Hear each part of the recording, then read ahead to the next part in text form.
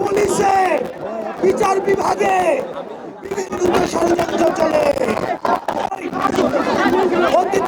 এখন আমরা দেখছি নদীতে কথা যারা সচিবালয়ে আমাদের বিরুদ্ধে ষড়যন্ত্র করছেন, আপনাদেরকে বলতে চাই আপনাদের আম্মু আর দেশে ফিরবে না। পাঠিয়েছি প্রিয় দেশবাসী, 16 বছর খুনি হাসিনাকে নির্যাতন এবং নিপীড়নের মধ্যে তাদের থেকে ভোটাধিকার কেড়ে নিয়েছে। জামাত সহ ফ্যাসিবাদ বিরোধী যতগুলো শক্তি রয়েছে তাদের বাক স্বাধীনতা। আমরা যারা জুলাই গণ অভ্যুত্থানে আমরা নেতৃত্ব দিয়েছে, মানুষ রাস্তায় নেমে এসেছে এবং আমরা পালিয়ে যেতে বাধ্য করেছি। আমরা এই সরকারকে বলতে চাই, আজকে 5ই আগস্টের পরে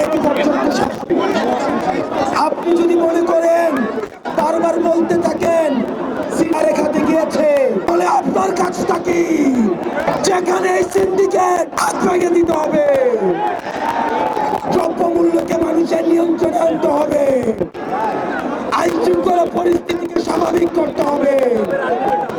কোন বিপ্লবীর গায়ে যদি কোন বিপ্লবীর এই সরকারকে আজকে এতদিন হয়ে গিয়েছে, আপনারা জানেন আমরা বিচার বহির্ভূত যে এই হত্যাকাণ্ডের বিচার হত্যাকাণ্ডে আমরা চাই অতি শীঘ্রই এই পিলখানা হত্যাকাণ্ডের বিচার নিশ্চিত করতে হবে। আলেম ওলামাদেরকে বের করা হয়েছে, যে হত্যাকাণ্ড করা হয়েছে সেগুলোর বিচার নিশ্চিত করতে হবে। গত 16 বছর ধরে আওয়ামী লীগ যে নির্যাতন নিপীড়ন খুন করেছে সেগুলোর বিচার করতে হবে। পরবর্তী বাংলাদেশে আমাদের আর কোন শত্রু নাই, আমাদের একমাত্র শত্রু এই আওয়ামী লীগ। আওয়ামী লীগের বিরুদ্ধে আমাদের যতগুলো রাজনৈতিক শক্তি আছে আমাদের সংগ্রাম অব্যাহত থাকবে। প্রিয় দেশবাসী, আমাদের এতদিন পর্যন্ত আমাদের এই জুলাই গণ অভ্যুত্থানের কোন ঘোষণাপত্র ছিল না। আমরা আমাদের এই জুলাই গণ অভ্যুত্থানের ঘোষণাপত্র জারি করতে হবে। আমাদের জুলাই গণ অভ্যুত্থানের ঘোষণাপত্র 15 জানুয়ারির মধ্যে আমাদের 15 জানুয়ারির মধ্যে জারি করতে হবে।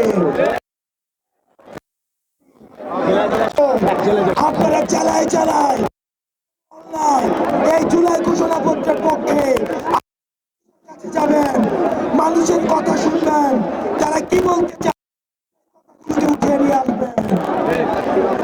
আওয়ামী লীগের বিপক্ষে, মুজিববাদীদের বিপক্ষে এবং সন্ত্রাসের রাষ্ট্র করেছে। আমাদের এই লড়াই, আমাদের এই সংগ্রাম আমাদের জারি থাকবে। আমরা সবাই হাত তুলে শপথ করতে চাই, বিচার আর সংস্কার, বিচার আর সংস্কার, বিচার আর সংস্কার। প্রিয় বাংলাদেশবাসী, আপনাদের 15 জানুয়ারিতে আমাদের ঘোষণাপত্র নিয়ে ইনকিলাব